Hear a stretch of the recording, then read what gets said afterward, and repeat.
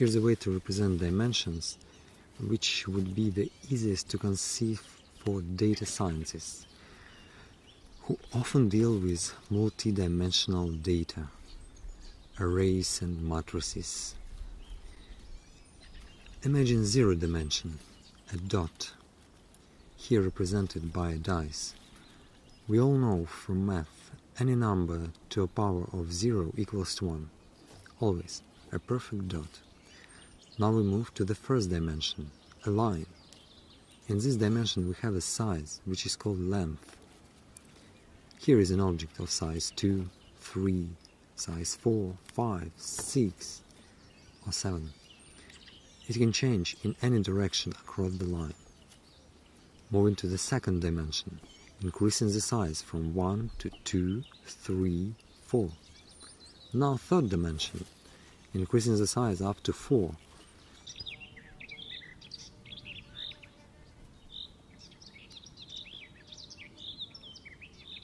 Now we have a nice 4x4x4 three-dimensional cube. Okay, let's simplify to the form of size 2x2x2. Time to open up a high-dimension domain. The counter ensures the math holds perfectly true.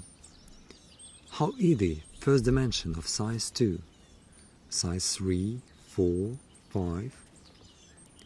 Similarly, a dimension higher up.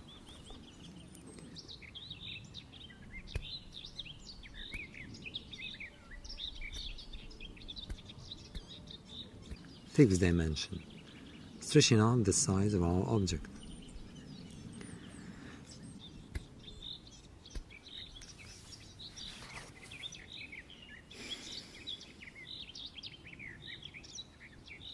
In fact, we can apply this thinking to arbitrary items around us. Here's a fun analogy. Popular in kind of nerdy world, a unicorn, gorgeous creature from Heroes of Might and Magic 3 realm. A single individual, increasing the number 2, 3, 5, a pack of unicorns, a dimension up to 2 packs of golden manned unicorns. Higher up, a forest of packs of unicorns, a number of forests. How about several kingdoms of forests? Further on, a blue marble with countries. You see, the hierarchy of micro and macrocosmos is infinite. Here's a classic video, a power of 10. We are able to see the whole Earth now, just over a minute along the journey. The Earth diminishes into the distance, but those background stars are so much farther away that they do not yet appear to move. A line extends at the true speed of light. In 1 second, it half crosses the tilted orbit of the moon.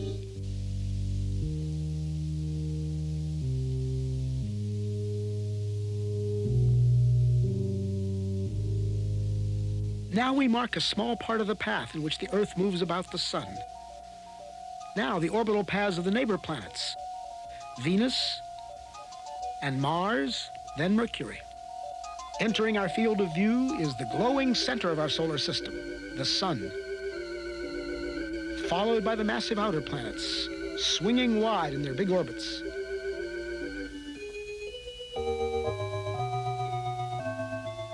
That odd orbit belongs to Pluto. A fringe of a myriad comets too faint to see completes the solar system.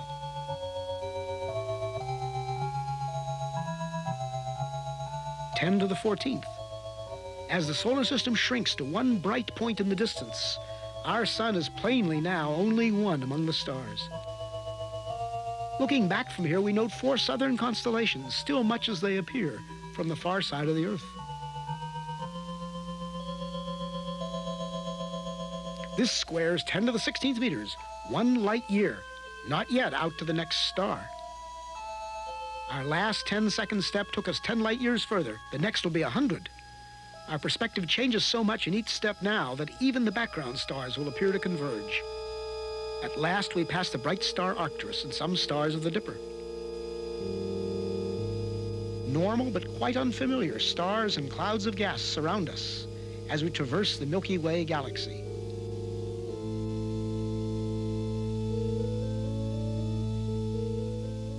Giant steps carry us into the outskirts of the galaxy. And as we pull away, we begin to see the great flat spiral facing us. The time and path we chose to leave Chicago has brought us out of the galaxy along a course nearly perpendicular to its disk.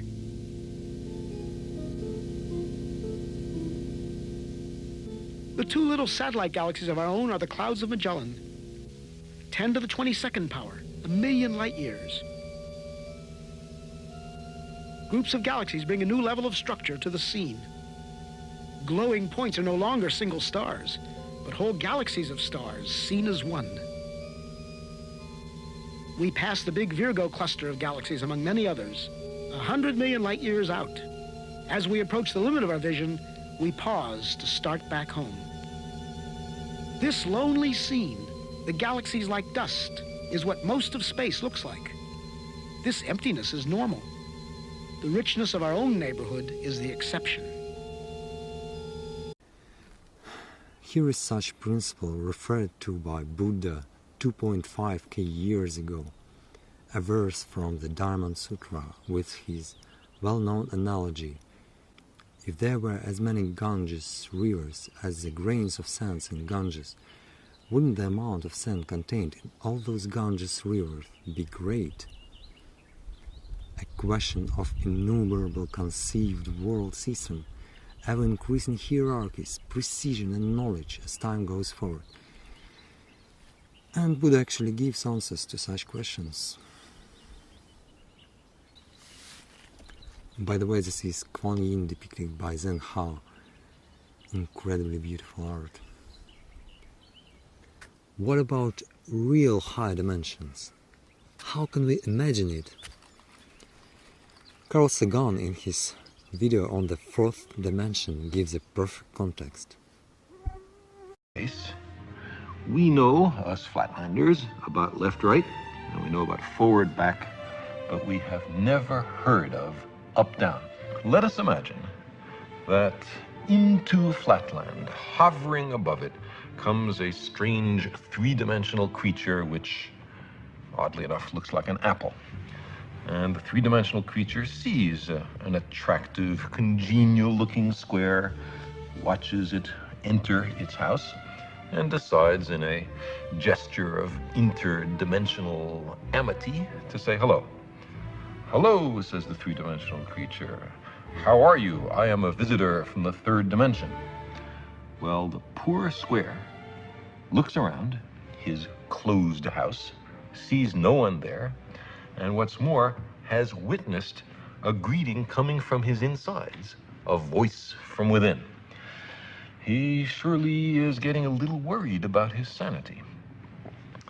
The three-dimensional creature is unhappy about being considered a psychological aberration, and so he descends to actually enter flatland. Okay, how could a flat square think of third dimension? As a projection. So how can we think of the fourth dimension? As a projection as well, by extruding an object. Here is another projection, a perspective view, a perfect first-dimensional cube tesseract.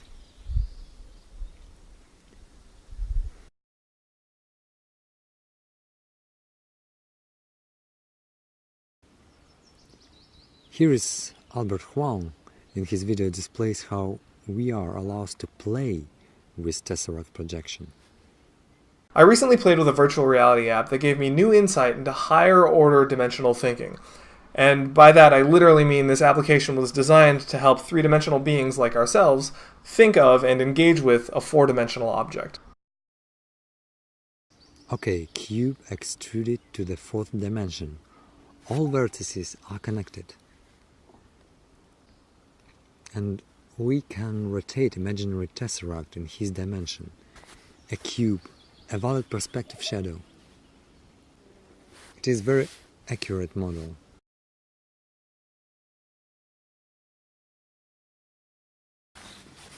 And here is Carl Sagan transition the fourth dimension. Now, let's take this three-dimensional cube and project it, carry it through a fourth physical dimension. Not that way, not that way, not that way, but at right angles to those three directions. I can't show you what direction that is, but imagine that there is a fourth physical dimension. In that case, we would generate a four-dimensional hypercube, which is also called a tesseract. I cannot show you a tesseract because I and you are trapped in three dimensions. But what I can show you is the shadow in three dimensions of a four-dimensional hypercube or tesseract. This is it. And you can see it's two nested cubes, all the vertices connected by lines. And now the real tesseract in four dimensions would have all the lines of equal length and all the angles right angles. That's not what we see here, but that's the penalty of projection. So you see, while we cannot imagine the world of four dimensions, we can certainly think about it perfectly well. What is the fourth dimension anyway? Is it time? We can't think of it as time, as moving sculptures, for example.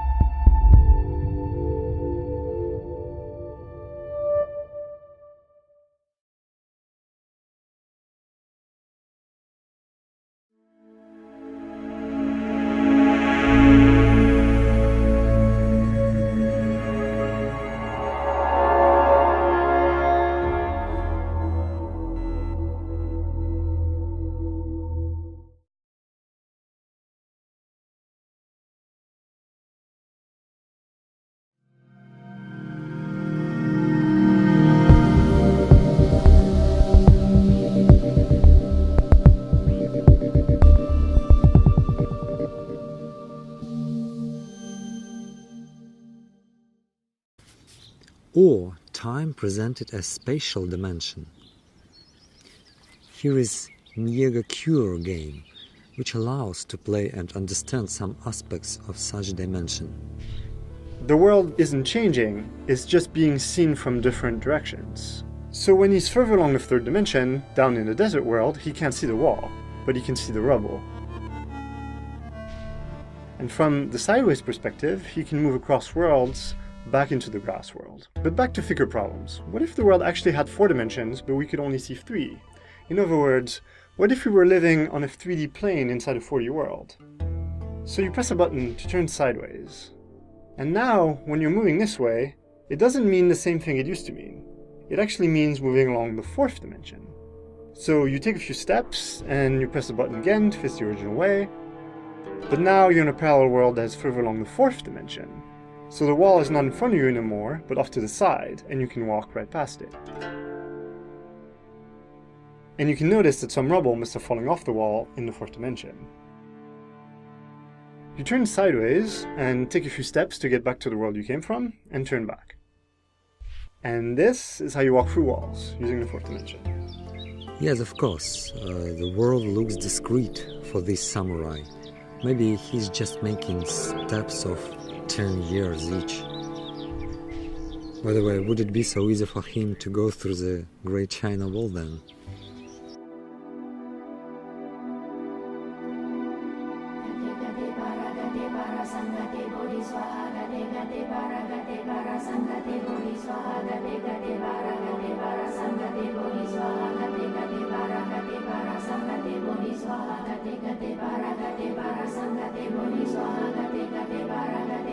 Sangate Bodhi Swaha Gate Bara